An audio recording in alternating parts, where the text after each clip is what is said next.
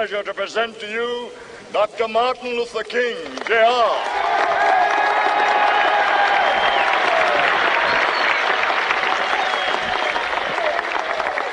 I am happy to join with you today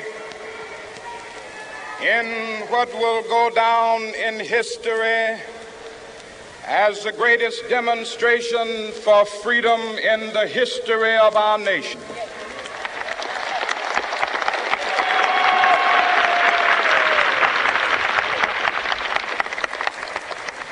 Five score years ago,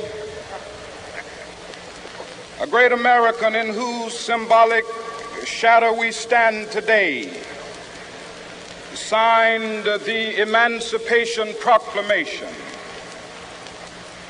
This momentous decree came as a great beacon light of hope to millions of Negro slaves who had been seared in the flames of withering injustice. It came as a joyous daybreak to end the long night of their captivity. But 100 years later, the Negro still is not free. 100 years later, the life of the Negro is still sadly crippled by the manacles of segregation and the chains of discrimination. 100 years later, the Negro lives on a lonely island of poverty.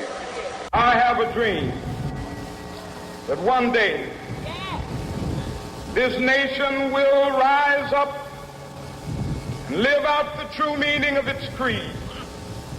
We hold these truths to be self-evident, that all men are created equal.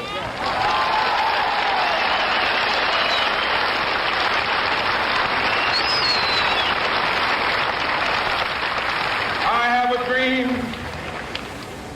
that one day on the red hills of Georgia, sons of former slaves and the sons of former slave owners will they be able to sit down together at the table of brotherhood. I have a dream that one day, even the state of Mississippi, a state sweltering with the heat of injustice, sweltering with the heat of oppression, will be transformed into an oasis of freedom and justice. I have a dream. My poor little children will one day live in a nation where they will not be judged by the color of their skin, but by the content of their character. I have a dream today.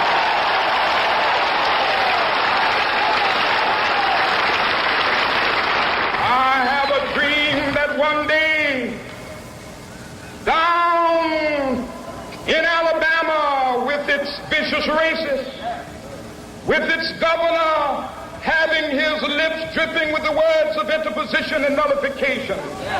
One day right there in Alabama, little black boys and black girls will be able to join hands with little white boys and white girls as sisters and brothers. I have a dream today.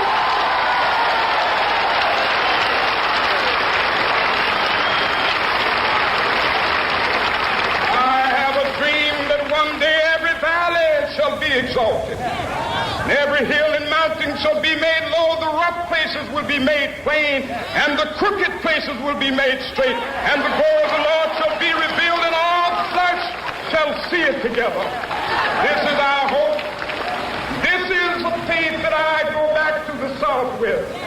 With this faith, we will be able to hew out of the mountain of despair a stone of hope. With this faith, we will be able to transform the jangling discords of our nation into a beautiful symphony of brotherhood.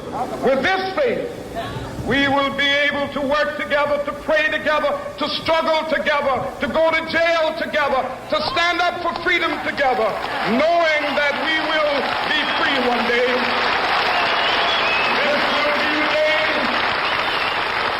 This will be the day when all of God's to sing with new meaning, my country, tears of thee. Sweet land of liberty, of thee I sing. Land where my fathers died, land of the pilgrim's pride. From every mountainside, let freedom ring. And if America is to be a great nation, this must become true. And so let freedom ring. From the prodigious hilltops of New Hampshire, let freedom ring. From the mighty mountains of New York, let freedom ring. From the heightening Alleghenies of Pennsylvania, let freedom ring. From the snow-capped Rockies of Colorado, let freedom ring. From the curvaceous slopes of California. But not only that, let freedom ring from Stone Mountain of Georgia. Let freedom ring from Lookout Mountain of Tennessee. Let freedom ring from every hill and molehill of Mississippi, from every mountainside. Let freedom ring, and when it happens, when we allow freedom ring, when we let it ring from every village and every hamlet, from every state and every city, we will be able to speed up that day when all of God's children, black men and white men, Jews and Gentiles, Protestants and Catholics, will be able to join hands and sing in the words of the old Negro spiritual, free at last, thank God Almighty.